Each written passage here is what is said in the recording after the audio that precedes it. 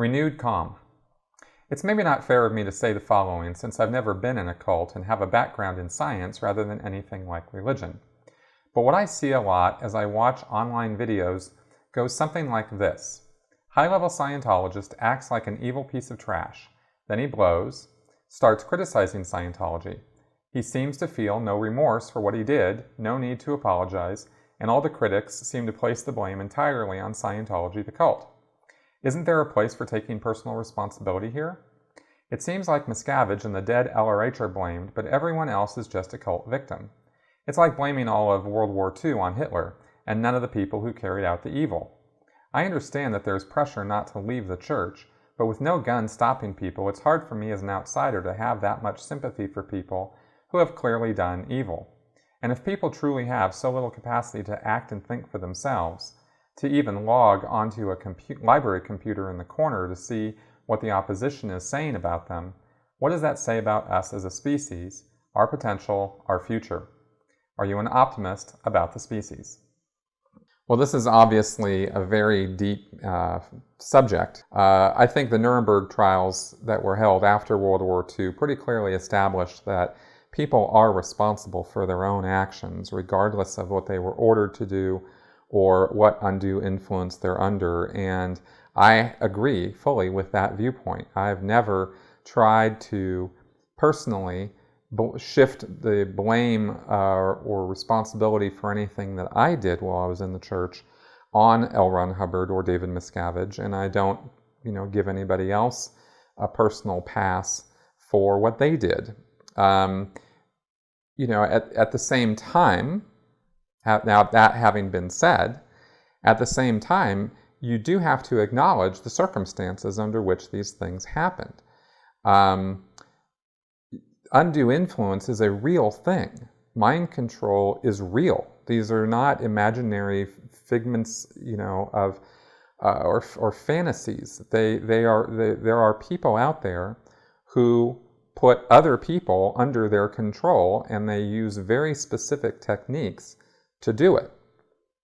And you have to ultimately put, responsibility for that on those people who are engaging in, unduly influencing or controlling others. They are also partly responsible for what has happened or what's occurred, in the same way that, somebody like Hitler would be responsible or would be held responsible for the concentration camps and the deaths of millions of people. He didn't personally go out and pull the trigger on, I don't know if he did on anybody. And yet we hold him responsible because he is the one who acted as a puppet master and pulled the strings with all the people below him and made things happen that those people would not have otherwise done. So it's, you have to factor in both sides of that equation when you look at a picture like this. Now,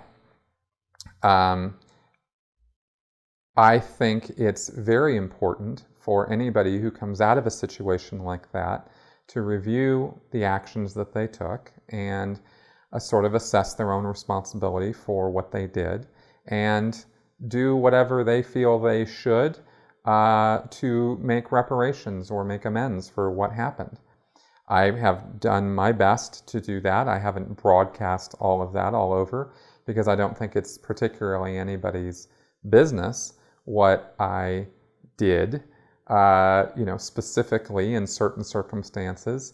That's between me and the person that I harmed, and I've reached out to those people as best I could, when I could contact them or if they were willing to listen to me, and I've apologized for that. And, since we're talking about this right now, I will say right here and now that if there is anybody out there who has seen me here on YouTube or otherwise who feels that I wronged them in some way while I was a Scientologist, please reach out to me because I might have missed people out there. And if you can't reach out to me or you don't want to, I will simply say right now that I do apologize for the things that I did while I was in Scientology, because I did some unmannered and ill-thought out, ill-conceived things in the name of that group. and things that I'm not proud of and certainly would not do again now, knowing what I know. So, I can say that much. And I would like to see other critics maybe make that same move, but that's up to them. I can't dictate anybody else's actions.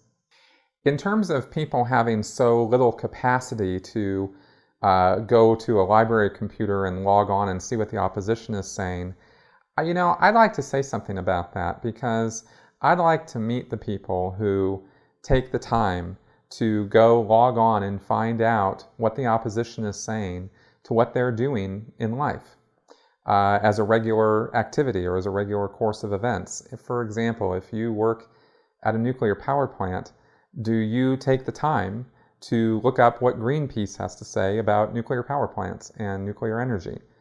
I don't think that most of those people do. Now, I'm just throwing that out there as an example. I could do gun rights activists, or NRA supporters go and look up, the opposition to gun rights and sit and reflect on that. I think the point's clear that I doubt lots and lots of people do that. So I think it's understandable why people in a dangerous or destructive cult might not do that either. It's easy to point the finger of blame at people or point fingers at people and criticize when you're not in that position and you don't know the undue influence that they're under, especially those who are in a dangerous cult. I think that it's a little bit easier to give them more of a pass because they are under very strict orders to not do that kind of thing. And when you understand the amount of pressure that is brought to bear on a cult member to toe the line and not question and not think for themselves, it becomes a little bit more understandable why they don't. Not excusable. It's not my point. Understandable. Just trying to clarify how that could be that way, why people act that way. It's pretty understandable when you look at the agreements that they've made, the things that they accept as true, and why they would not want to endanger their connections with their family or their friends or their livelihood. Those are very real threats to people in a dangerous cult. Now, am I an optimist for our species, given that that's what people do? I am. I actually am. I think that we can overcome the undue influence that we're under, no matter where it comes from or how long we've been under it. And I think that because of my own experiences and because of what I've seen other people accomplish and do. The miracle stories of people going back to, wartime situations especially, where they're under unbelievable pressure.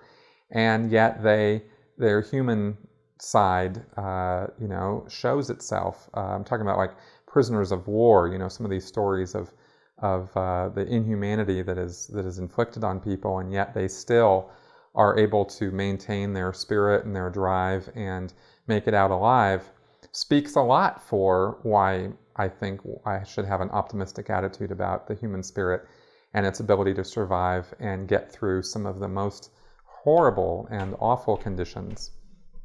And given that, I do have an optimistic attitude about people's ability to eventually see through lies and deception and come out the other side. Lesson learned, maybe more experienced, maybe a little jaded, but in the end, still going, still fighting, still persevering, and still surviving.